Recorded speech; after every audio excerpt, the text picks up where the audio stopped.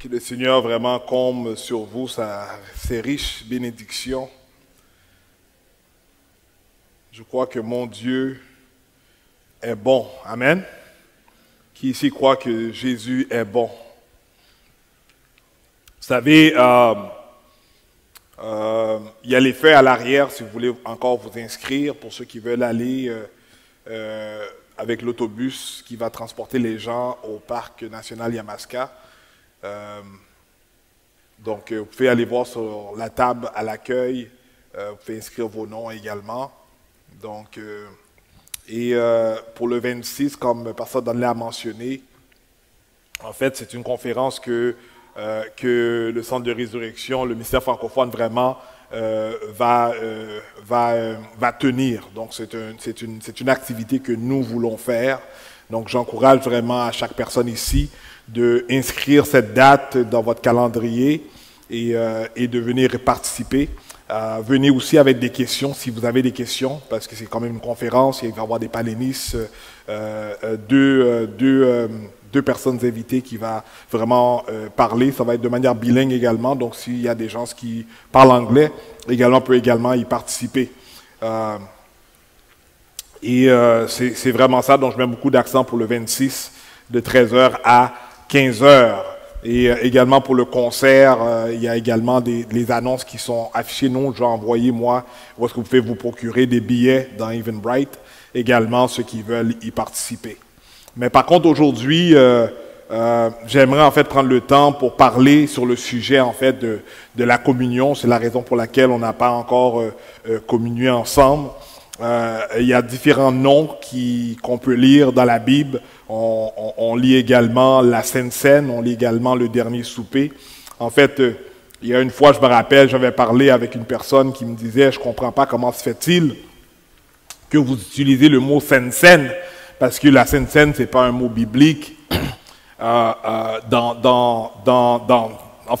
le terme. » Et c'est là que je lui ai expliqué que oui, mais lorsque tu vas prendre la définition en fait de la communion ou bien le dernier souper dans le terme grec, tu vas voir que la définition en fait nous fait savoir que c'est la dernière scène de Jésus-Christ avec les apôtres avant en fait sa mort et sa résurrection. Donc c'est ça, c'est là provient en fait le mot la Sainte Seine. C'est vraiment par rapport à la scène qui s'est projetée dans ce dernier repas.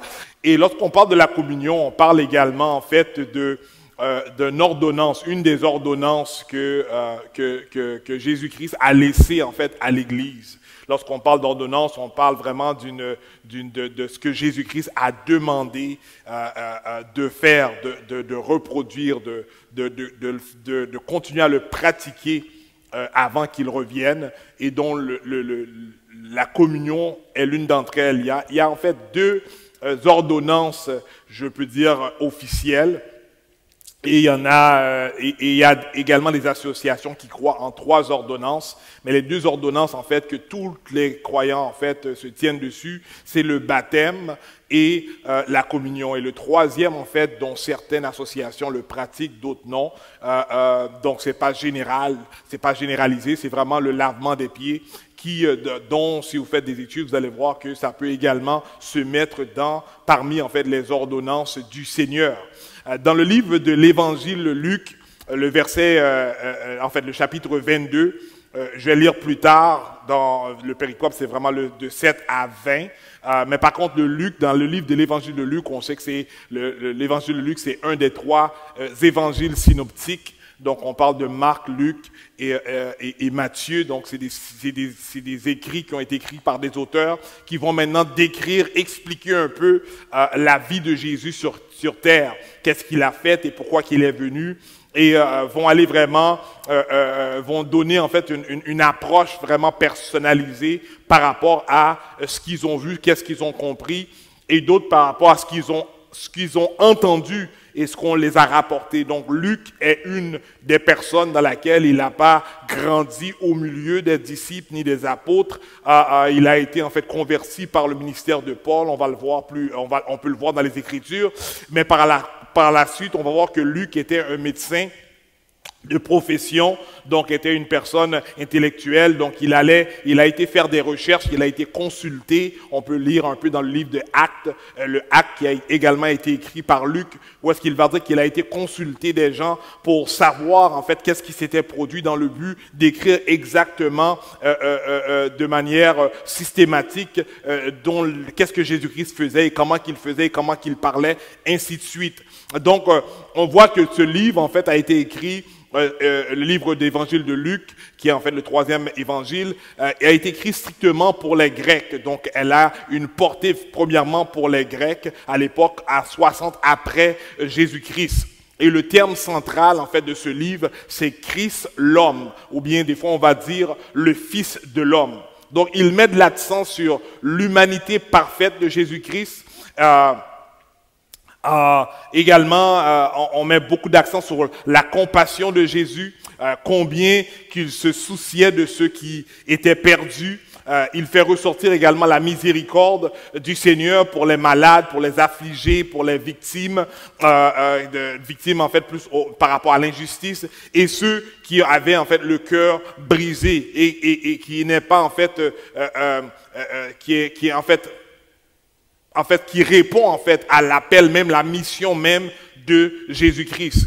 Donc savez-vous que le récit de Paul dans Corinthiens comprend souvent pour faire la communion, pour dire ce que Paul avait reçu du Seigneur dans le livre de 1 Corinthiens, le chapitre 11, en fait, est l'un des plus anciens récits de l'Ancien Testament qui a été écrit en 56, donc 26 ans après, en fait, la scène de Jésus-Christ avec les disciples.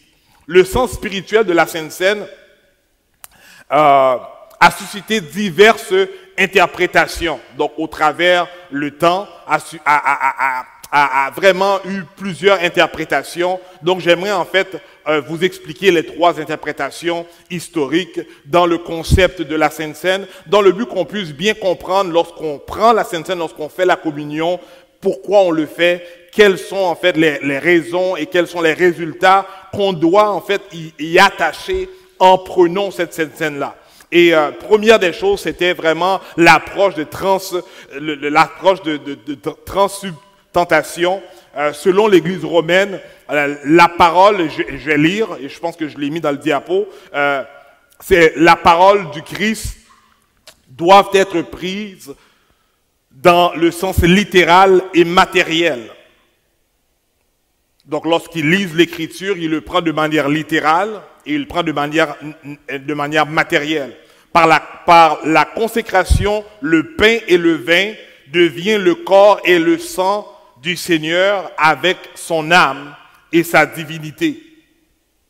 Donc, l'Eucharistie, en fait, offerte dans la messe, est un véritable sacrifice expiatoire, et le Concile de Trente, c'est un conseil à l'époque, jette l'anathème, donc va condamner sur quiconque rejette ces 2 déclarations dans le concept que le vin et le pain, en fait, devient Christ lui-même et sa divinité en nous lorsque nous le prenons. Donc c'est comme si que nous mangeons Jésus et nous buvons Jésus. Ça, c'est une en fait, des approches lorsqu'on parle de la communion. Deuxième approche dans le concept de la communion, c'est en fait le concube tentation qui est venu par la suite avec Martin Luther, qui est en fait un des pères non seulement de l'Église, mais de l'Église protestante.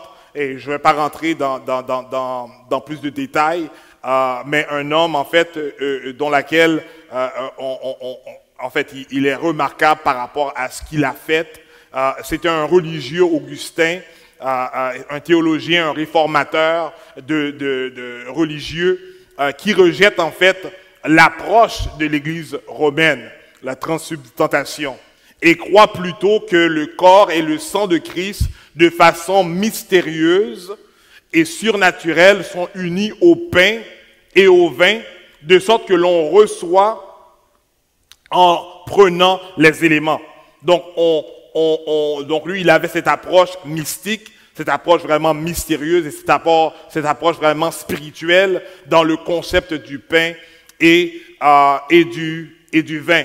Et la troisième approche, en fait, c'est vraiment une approche où est-ce qu'il mentionne que c'est une manière de commémorer ou bien c'est un symbolisme lorsque nous le prenons. Et cela a été écrit également par un des pères de l'Église, cette pensée en fait par Ulrich Zwingli, ou bien par Zwingli, qui est en fait également un réformateur protestant après Luther, un théologien, un pasteur, qui n'admet pas en fait la présence corporelle, encore une fois, qui refuse le concept de l'Église romaine, mais croire à la présence spirituelle du Seigneur dans la Sainte Seine, qui rappelle la mort expiatoire. Lorsqu'on parle de la mort expiatoire, et c'est ce que en fait cela définit dans la communion, quand on va se rappeler de sa mort, et la mort expiatoire, ou bien qui a expié, on parle en fait au sens primitif, c'était l'action de couvrir le péché, parce que dans l'Ancien Testament, lorsqu'il tuait en fait des animaux, le sang en fait avait pour but de couvrir le péché, et par la suite, il envoyait un péché dans un autre, dans un bouc ou dans un autre, l'animal, le nom de l'animal m'échappe, qui avait en fait un handicap, et que maintenant on le faisait fuir du camp, ou bien fuir du territoire, pour que lui, puisque tout le péché puisse être transféré sur ce bouc ou bien sur cet animal. Et dans le Nouveau Testament, par contre, il a pris un nouveau sens, celui d'ôter le péché. Donc, il a ôté le péché, et on fait référence directement à Jésus-Christ. Il n'est pas venu couvrir le péché, mais il est venu ôter le péché de l'humanité. Donc, les péchés passé, présent et futur. Donc, un péché expié, c'est un péché qui est ôté ou effacé, est un péché en fait soustrait aux yeux de Dieu. Donc ça, c'est vraiment l'approche de Zwingli qui dit qu'il croit dans cette présence spirituelle du Seigneur lorsque nous faisons en fait cet acte de communion. Il y a également ce grand homme, on ne peut pas parler de lui, qui a joué vraiment un rôle extraordinaire dans l'histoire de l'Église et surtout dans le concept protestantiste, qui est en fait Jean Calvin, qui est également un théologien français. Ok, il est en fait un important réformateur, il est un pasteur emblématique de la réforme protestante du XVIe siècle, qui a accepté en fait l'interprétation de Zwingli. Donc il n'y a personne des trois que je vous ai nommés qui a refusé celui de Zwingli et qui croit dans la commémoration, ou bien le symbolique, dans la présence spirituelle réelle du Seigneur lorsque nous prenons en fait cette communion. Donc il souligne mieux en affirmant la réelle participation spirituelle du fidèle au corps et au sang de Christ par la foi. Donc c'est ce que nous faisons, et nous ici on croit vraiment dans l'approche de Luther. Et on croit dans l'approche également de Zwingli et de Jean Calvin. C'est vraiment une commémoration où est-ce que nous prenons ces éléments comme des symboles. Et lorsque nous le prenons, nous croyons en fait que nous sommes en train de communier spirituellement avec Christ et que de cette manière-là, nous bénéficions, nous recevons tout en fait on peut dire les bénédictions, mais tout ce que Dieu désire faire avec les hommes, on le reçoit au travers cette Sainte-Seine-ça. Et dans la prédication, dans l'enseignement, je vais vous expliquer pourquoi qu'on a droit de le recevoir. Parce que Christ, dans cette dernière scène, il a déclaré que nous faisons ceci par rapport à cette nouvelle alliance qu'il maintenant fait avec son peuple. Et dans cette nouvelle alliance, il nous donne droit à recevoir. Vous savez que lorsqu'on parle d'alliance, c'est vraiment un pacte qui nous permet de recevoir des choses de Dieu. Et quand on parle d'alliance, elle peut être conditionnelle comme qu'elle peut être inconditionnelle. Et dans ce qui a trait en fait à la Sainte Seine, à la table du Seigneur, par rapport au pardon des péchés, elle est inconditionnelle. En fait, inconditionnelle dans le sens que Jésus-Christ l'a faite. Par contre, c'est ceux qui l'acceptent, qui reçoivent maintenant ce qu'il a fait pour l'humanité. Dans le livre de Luc 22, le verset 7 à 20, j'aimerais prendre le temps de lire en fait ce passage-là et de là on va un peu exposer et voir les bénéfices qu'il y a lorsque nous prenons cette Sainte Seine, et que mon objectif aujourd'hui, c'est que lorsqu'on va le prendre, soit ici, lorsque nous le faisons une fois le mois, ou bien si vous le prenez vous à la maison avec la famille ou quoi que ce soit, que vous ne le prenez jamais comme un rituel. On ne le prend pas comme une habitude, mais à tous les fois que nous le prenons, qu'elle puisse devenir une révélation pour nous et qu'on puisse bénéficier de ce que Dieu a caché au travers de ce mystère. Vous savez, Luc a dit le jour des pains sans levain, qui est en fait un autre nom qu'on donne également à la Pâque, donc où l'on devait immoler la Pâque, arriva. Et Jésus envoya Pierre et Jean en disant, allez nous préparer la Pâque afin que nous la mangions.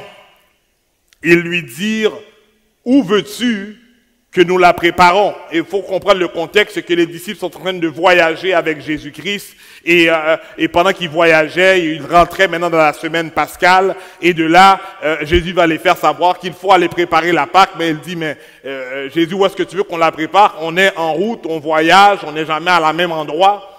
Et voici Jésus leur répondit, voici, quand vous serez entrés dans la ville, vous rencontrerez un homme portant une cruche d'eau. Il dit, suivez-le dans la maison où il entrera.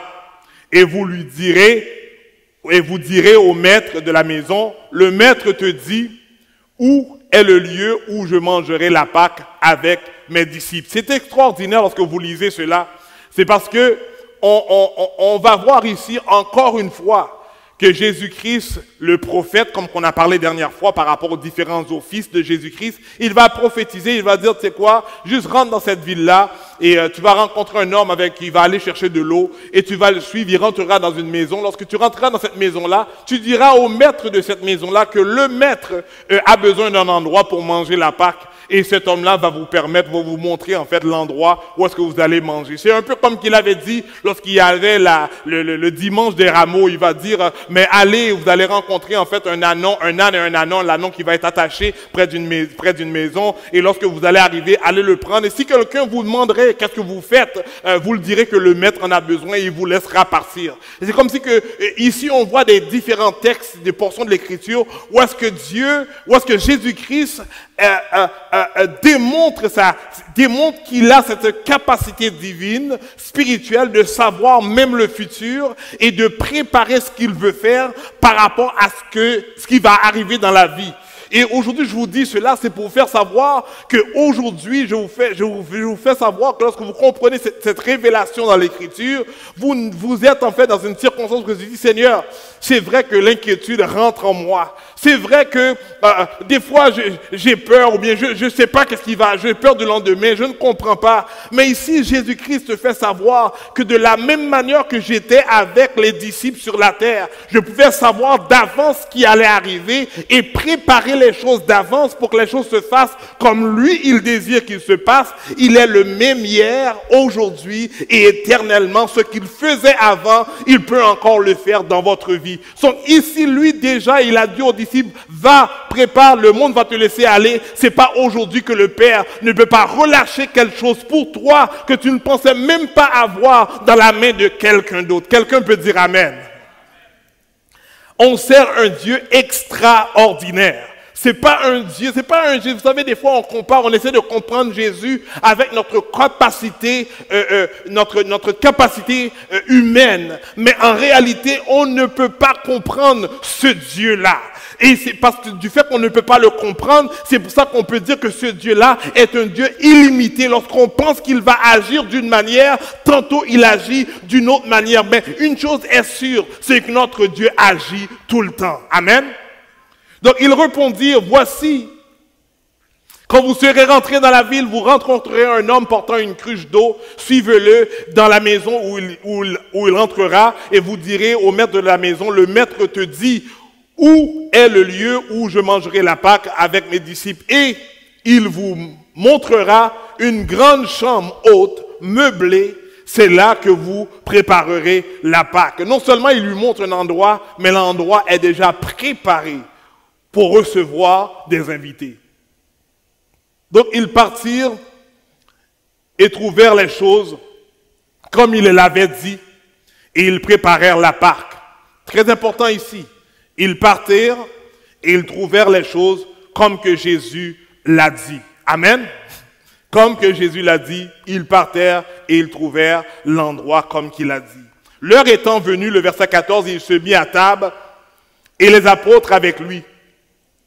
Il leur dit, j'ai désiré vivement manger cette Pâque avec vous avant de souffrir.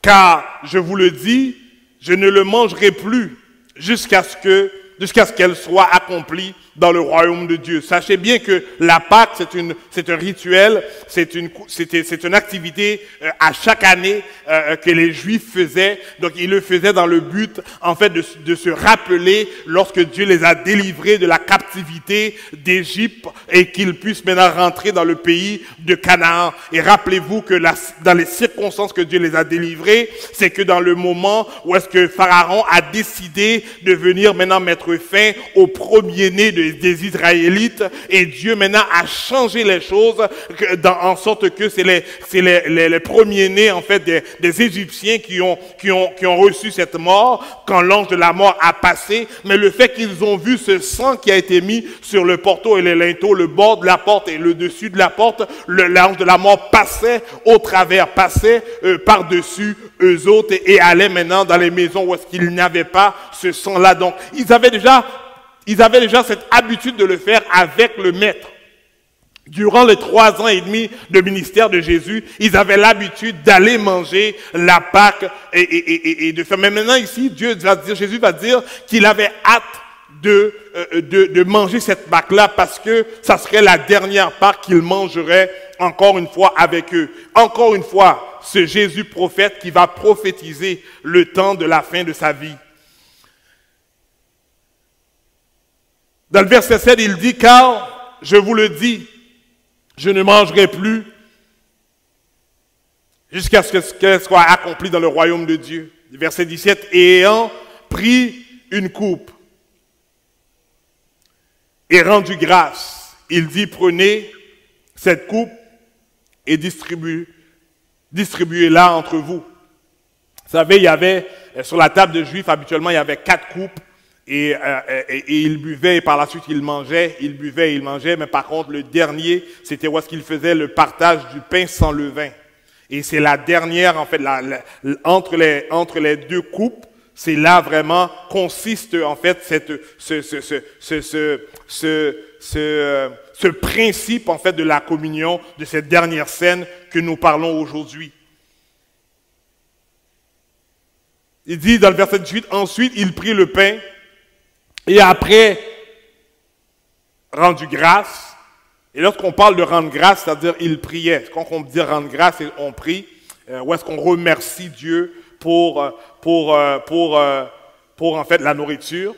Il le rompit et le donna en disant, ceci est mon corps qui est donné pour vous, faites ceci en mémoire de moi. Dans le verset 20, qui est le dernier verset que je vais lire avec vous, et il prit de même la coupe.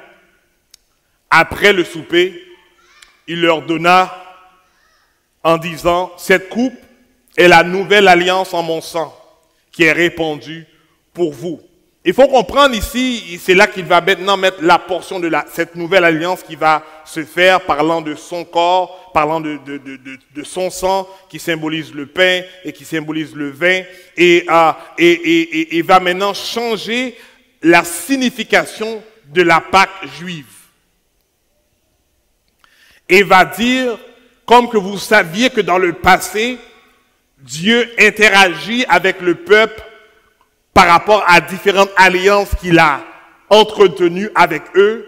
Maintenant, il a commencé une nouvelle affaire. Il a institué, il a débuté cette nouvelle alliance avec le peuple de Dieu. Il est important de comprendre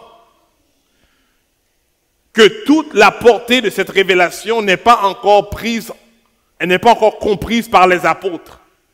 Parce que dans cette dernière scène-là, il est encore en train d'expliquer qu'il va mourir, qu'une personne va le trahir, et par la suite, il va être capté, on va le capturer, et on va maintenant le livrer, et il va mourir. Il est en train d'expliquer tout cela, mais les disciples n'ont pas encore compris totalement, en fait, qu'est-ce que Jésus-Christ voulait les dire, bien qu'ils ont l'habitude que Jésus-Christ prophétise le futur de ce qui va arriver, et eux-mêmes peuvent constater que ce qu'il a dit allait arriver. Mais c'est comme si que cette révélation, cette prophétie que Jésus-Christ est en train d'expliquer aux apôtres, on dirait qu'elle était dure, elle était difficile à captiver, à accepter, comme qu'aujourd'hui, même lorsqu'on sait qu'une personne est mourante et cette personne-là est proche de nous, même lorsqu'elle arrive à la dernière minute, c'est comme si qu'on n'est jamais prêt pour que cette personne-là parte en réalité. Donc les disciples n'avaient pas totalement capté ou compris cette révélation, cette prophétie que Jésus-Christ est en train de les annoncer.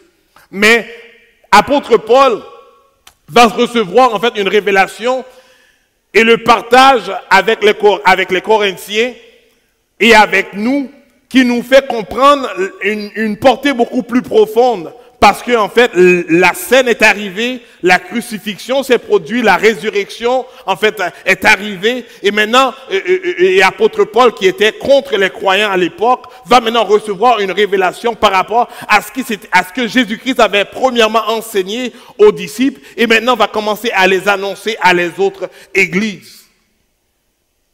Aujourd'hui, j'aimerais que vous compreniez que la table du Seigneur est l'opportunité de recevoir tous les bienfaits de Dieu, en d'autres mots, tout ce que Dieu désire faire dans notre vie au travers la nouvelle alliance.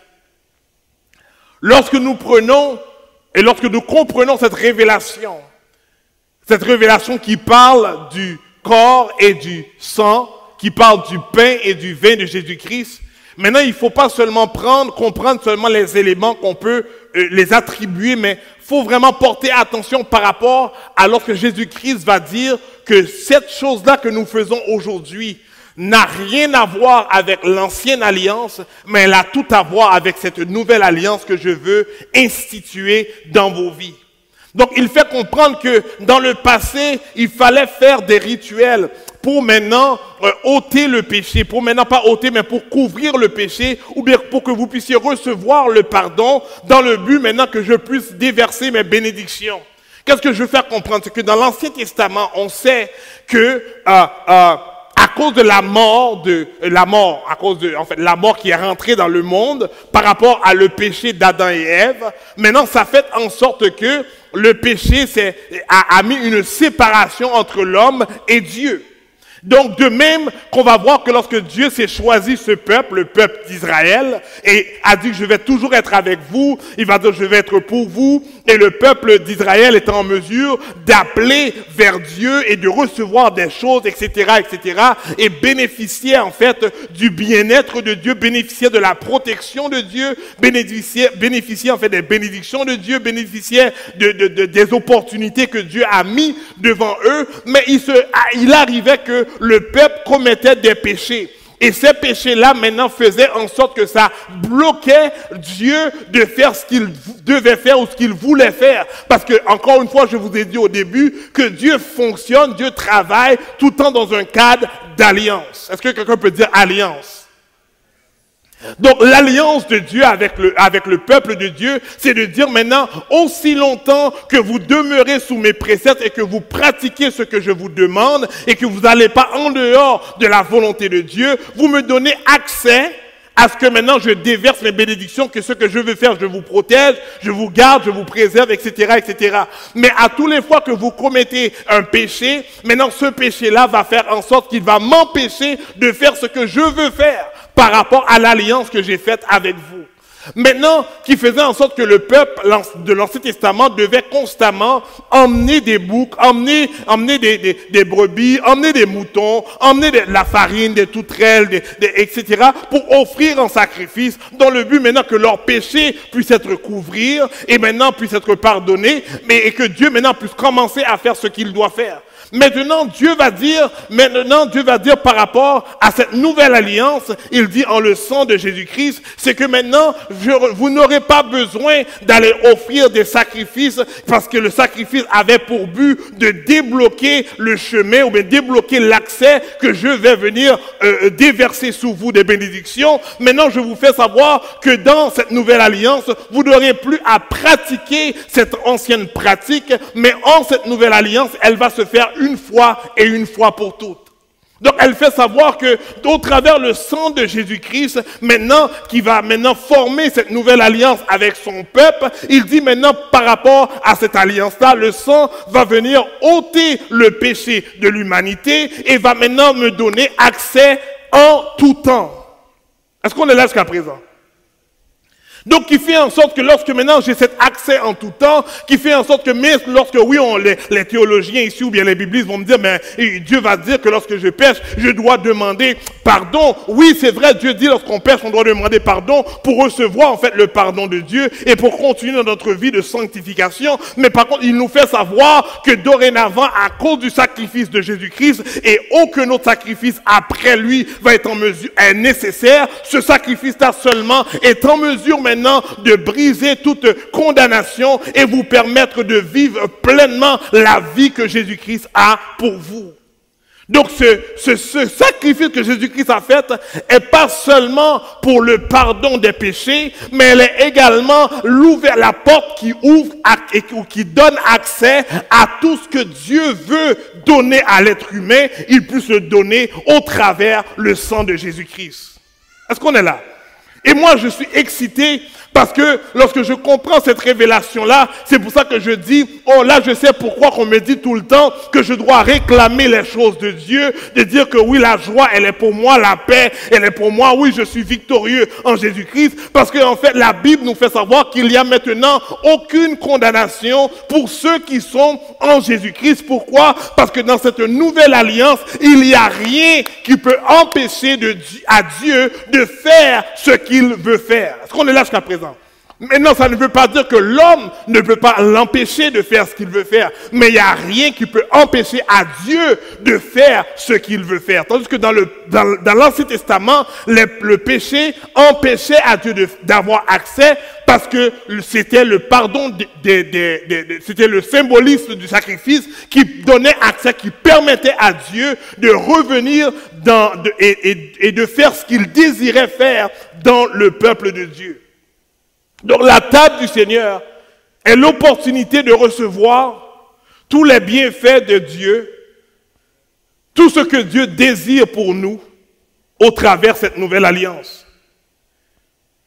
Une alliance est la porte par laquelle Dieu opère dans la vie de son peuple. Et je suis content que ce n'est pas un homme qui a ouvert cette porte-là. Parce que si l'homme l'avait ouverte, elle aurait pu se fermer dans n'importe quel moment. Mais qui croit que lorsque Jésus ouvre une porte, il n'y a personne qui peut la fermer. Et aujourd'hui, c'est parce que je crois que c'est Jésus lui-même qui a ouvert cette porte-là que personne ne peut empêcher que je puisse vivre ma victoire en Jésus-Christ. La table du Seigneur est une porte à laquelle Jésus nous transfère la vie et la victoire. Lorsque je commune avec Dieu, que je prends ce pain et que je prends ce vin qui symbolise le corps et le sang de Christ, je suis en train en fait de communier et maintenant de recevoir non seulement sa vie, mais je reçois également sa victoire. À tous les fois que tu fais ceci, tu te rappelles la mort de Jésus. Il est mort pour nous donner la vie. Et sa résurrection, la victoire sur la mort. Non seulement la mort, mais le diable et ses démons. Donc on réalise que là, tous les fois que je prends et que je décide de communier, je décide de prendre cette Sainte Seine, et je crois que lorsque je le fais, je suis en train maintenant de recevoir la vie de Christ et je reçois la victoire de Christ. Certains vont dire, mais Jésus-Christ l'a fait une fois pour toutes sur la croix, oui. Mais par contre, il dit, à tous les fois que vous faites ceci, rappelez-vous, donc cela me rappelle ce que Jésus-Christ a fait une fois pour toutes sur la croix. Et aujourd'hui, je suis en mesure de le déclarer, je suis en mesure de le proclamer, je suis en mesure de la vie, je suis en mesure de m'exprimer en disant, oh, je me rappelle que Jésus-Christ a fait ça pour moi. Jésus-Christ m'a donné la vie, mais non seulement la vie, il m'a donné la victoire. Et c'est pour cela que je crois que lorsque nous prenons cela, qu'au travers ce pain et au travers ce vin, on peut recevoir maintenant, et il y a des réponses à des prières, des réponses à des requêtes qui se manifestent lorsque nous prenons cette communion avec Dieu.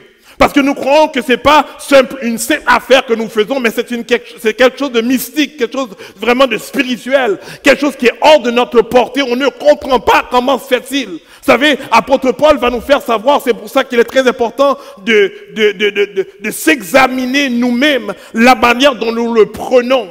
À savoir que je dois savoir comment le prendre, je dois savoir pourquoi je le prends. Je ne dois pas seulement le prendre comme si que je venais me nourrir. Et aujourd'hui, c'est sûr qu'on va dire, ben avec ce petit morceau de pain-là, il n'y a pas de quoi de nourrir mon ventre. Mais par contre, dans l'Ancien Testament, si on comprend le contexte, c'est qu'ils étaient dans une table dans laquelle ils mangeaient. Et eux autres, ils profitaient de cette opportunité-là seulement pour remplir leur ventre. Mais par contre, la révélation au travers ce symbolisme est au-delà de la portée humaine. Elle va maintenant dans un concept spirituel qui nous empêche de comprendre en totalité. Mais par contre, nous comprenons qu'il y a quelque chose de mystère. Il y a un mystère, il y a quelque chose de spirituel qui se passe à tous les fois que nous mangeons et que nous buvons ce vin-là. Et lorsque je le prends avec cette conception, avec cette compréhension, donc à tous les fois ne peut pas être la même chose. Mais à tous les fois, je viens devant le Père pour dire, Seigneur, je te dis merci pour la vie que tu me donnes et merci pour la victoire que tu renouvelles en moi. Donc si j'avais maintenant une situation difficile que je vivais, je suis en mesure de dire, Seigneur, merci non seulement pour la vie, mais merci Seigneur pour la victoire, pour la circonstance, la situation qui est en train de me hanter ou de m'environner, parce que je crois que ce que tu as fait a été efficace dans le temps que tu l'as fait. Elle a été efficace hier, elle est efficace aujourd'hui, elle sera efficace éternellement. Donc aujourd'hui, lorsque nous prenons cette coupe, lorsque nous prenons ce pain-là, j'aimerais que vous le preniez avec cette compréhension de qu'est-ce qu'elle est. Et qu'on la prend avec cette portée spirituelle. Cette portée où est-ce que je dis, où est-ce que je la prends, je ne fais pas seulement manger un pain et boire un vin. Mais je ne suis pas en train seulement de communier avec les gens ici, en présentiel, ou bien ceux qui vont le faire à distance. Mais la réalité, c'est que je suis en train de communier avec Jésus-Christ lui-même. Je suis en train de communier avec Dieu lui-même. Et je donne à Dieu, je me rappelle de ce que Dieu a fait, de ce que Jésus a fait, et je dis, Seigneur Jésus, refais-le encore maintenant, refais-le encore dans ma vie, refais-le encore dans ma circonstance, parce que je me rappelle de ce que tu as fait, et je sais que ce que tu as fait avant, tu peux encore le faire pour moi aujourd'hui. Vous savez, Satan a cette habilité de vouloir banaliser les choses.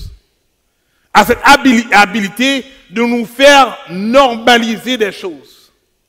Et de juste voir que non, ben, moi je pense l'une des choses que je sens et que maintenant j'en suis conscient, ça peut être quelques mois, que Satan a fait en sorte que je banalise ou bien je normalise, c'est de prier avant de manger. Vous savez, depuis que je suis petit, ma mère nous dit, il faut prier avant de manger, est-ce que tu as prié, etc. Donc, j'ai eu cette coutume de le faire, que j'étais pratiquant, que j'étais non pratiquant, je priais avant de manger, que j'allais au McDonald's ou quoi que ce soit, pour pas que personne me voie, je prie dans ma tête et par la suite je mangeais. Mais on dirait que maintenant que je proclame ma foi, je ne cache pas, mais on dirait que c'est rendu facile pour moi de simplement oublier de prier avant de manger.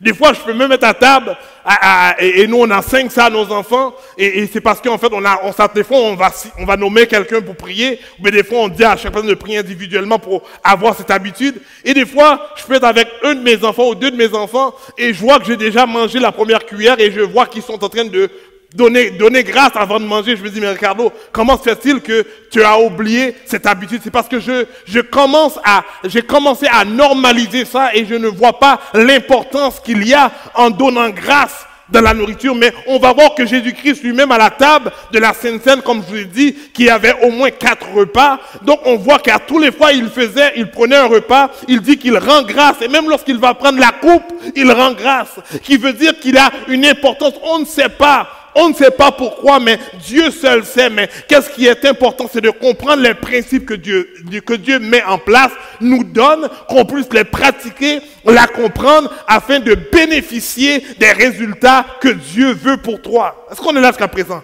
Des fois, on a, encore une fois, ça c'est moi, je sens des fois que je banalise, je ne prends pas, je ne donne pas l'importance que je donnais auparavant. Et ma prière, Seigneur, c'est que donne-moi à comprendre la portée spirituelle des différents principes que tu me donnes, afin que je puisse moi-même les appliquer en comprenant qu'il y a quelque chose de mystérieux là-dedans. Est-ce qu'on est là?